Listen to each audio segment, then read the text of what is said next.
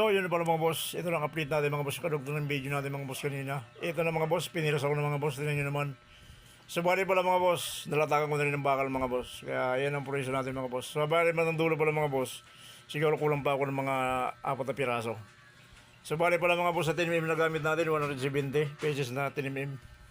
O yan mga boss, nalatag din naman, talagang medyo sinamantala ko ng mga boss yung panahon kasi ito mga boss ang target ko nito Sabado ng slab nito para kaya bukas makapag-electrical na ako dyan mga boss. So yan mga presyo natin mga boss. Sa bukas pa lang boss, makikita nyo rin yung update ng pag-electrical kung paano pagpraktisan ko yung mga boss. O tingnan naman, napakalaki niya mga boss. Ang budget pala namin din mga boss na semento, 17 bag. So bali ano pala yung mga boss 90, 95 sana. Kaso yung harapan kasi medyo hindi muna namin ginawa sa may bandang karay kasi dyan maghahalo Kaya medyo kinat muna namin dyan. Yan yung harapan na yung mga boss. Kaya talagang dito muna kami sa loob pumukus. Yung pinaka dalawang kwarto, yung